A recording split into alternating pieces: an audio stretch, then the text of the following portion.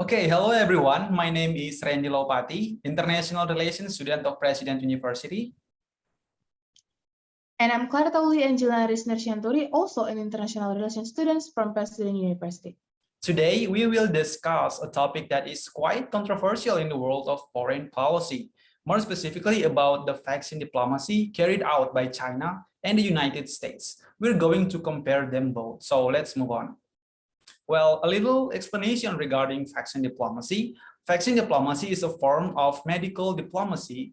It's the use of vaccine to improve countries' diplomatic relationship and influence of other countries to another countries. Okay, next slide, please. Chinese vaccine diplomacy started in May 2020 when China put COVID-19 vaccine as a global public goods. Next slide. Their vaccine has already spread worldwide. As one of the major powers, they moved quite fast. Start from mask and health equipment diplomacy at the very beginning of the pandemic, until now they are undergoing vaccine diplomacy throughout the world. The vaccine diplomacy they do has been spreading from Latin America, Caribbean countries, Asia Pacific, Africa countries, and now are targeting Southeast Asia. China has exported more than 1.5 billion doses of COVID vaccines across the globe, with Sinovac Biotech Ltd becoming the world's #1 provider by shipping a total of 1.9 billion doses at home and overseas, topping Pfizer 1.5 billion in the late September.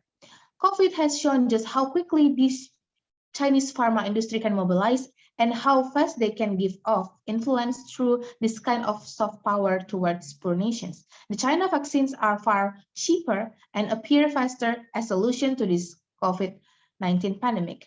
Okay, in sum, China is providing vaccine aid for more than 80 countries and 3 international organizations and exporting vaccines to more than 40 countries.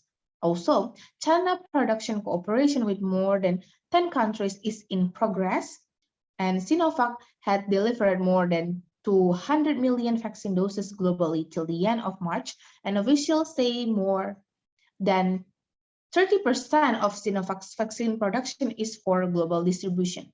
This is the reason why Chinese influence in vaccine diplomacy is growing very fast. Okay, that's all from the China side. Let's move to the America. Next slide, please. Okay, America's vaccine diplomacy can be said to be starting too late. Next slide, please. America began to carry out vaccine diplomacy under the leadership of Joe Biden, starting from its neighbors in the Middle and South America in June 2021. The awareness of losing its influence in Latin America made America start to donate and build good relationship with its neighboring countries in the American continent. From June through August of 2021, the United States donated more than 27 million doses of the Moderna and Pfizer-MRNA vaccines, the world's most effective protection against the coronavirus, to its ally in Latin America. On the other hand, America has burdened its function in the vaccination efforts of the Quad, which consists of India, Australia, Japan, and America for the Indo-Pacific region, as did COVAX as the international vaccine effort. The United States has played a major role in COVAX, pledging 3.5 billion compared to China with 100 million contribution. Moreover, in addition to direct US donations, Latin American countries are also receiving US mRNA vaccines through COVAX. Washington has also sought to distinguish its vaccine diplomacy from Beijing's sometimes heavy-handed approach, whereas the White House emphasized that its vaccine donations come with no strings attached. China has appeared to link vaccine sales to policy on Taiwan and Huawei. You might know them as a controversial telecommunication giants originating from China. Those linkages were most clear earlier this year, when China reportedly pressured Paraguay to cut ties with Taiwan in exchange for vaccines and demanded that Brazil reverse plans to exclude Huawei from upcoming 5G auctions. What we're watching here is the real soft power exercise being implemented. This is a quite strong movement, isn't it? Well, slowly but surely, America began to move to recover its influence over its backwardness with China and Russia. Okay, next slide. In conclusion, what is this all about though? Governments are more likely to take pathways or decisions that will lead them to achieve the goals and also compete with each other, just like what US do after seeing Chinese impact in many nations. And in this context, Chinese goals are to reshape their nation brand. See when China is not just giving donations of vaccine, but instead loan in some cases. Since 2020, China has paid more attention to public diplomacy as it seeks to rebrand its role in world stage. So they need to repair their nation brand. They are now fulfilling their nation branding as a hero amidst pandemic, and if we see it on the role they want to take, we can witness how they move so fast to distribute medical equipment and now vaccines, even though the mentioned vaccine is not fully effective to handle the COVID-19. China wants the world to see them as a helping country. That's why they seek a way to make it happen, especially when the big Western countries at that time haven't done anything particularly helpful things towards the global audience. Well, that's from what I've witnessed in their movement. I think the Chinese government wants to please their international audience more, where it is one side of the thing they should take care of in the two-level game. How about the US? Well, America First versus Build Back Better in the American presidential administration refers to domestic political survival. Joe Biden, in his contest of winning the presidency, was strongly supported by the decline in popularity of his rival, Donald Trump. Why I'm winning? Because I'm not Trump, quote.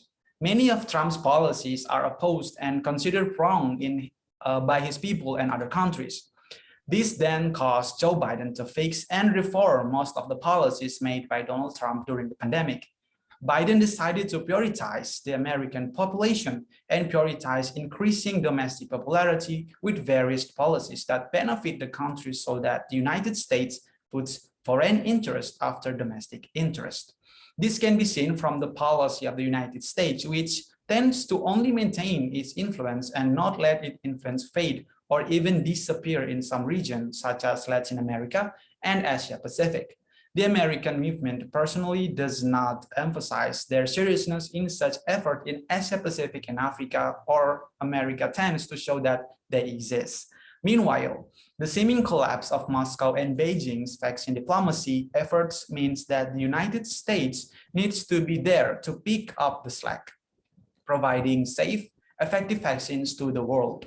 Doing anything less wouldn't just be missed opportunity for America standing in the world. It would mean leaving the world at risk of even stronger strains of COVID-19 developing in the meantime. That's a big difference compared to the United States, where the 3 vaccines in use have caused new cases of COVID-19 to plummet in the months since they've been rolled out. While no vaccines can fully prevent infections, the ones being administered in the US are extremely effective. The 2 shots of Pfizer-BioNTech and Moderna-mRNA-based vaccines each boast an efficacy rate to over 90%. The 1-dose Johnson & Johnson previous version is around 66.3% effective at preventing COVID-19 influence. At the very least, when referring to effectiveness, long-term effect, and political influence, the United States can be said to be better than China. Although it seems slow in action, the vaccine solution provided it's the most effective one. The long-term in politics is more free and less demanding and binding as is practiced by China. So which one of them is better? From our perspective, the US will do better in long-term effectiveness of its vaccine, but not in the political influence. China, on the other hand, will have a more lasting political influence due to its fast move handling and helping the countries with their vaccine. Thank you. That's all from us. Thank you very much.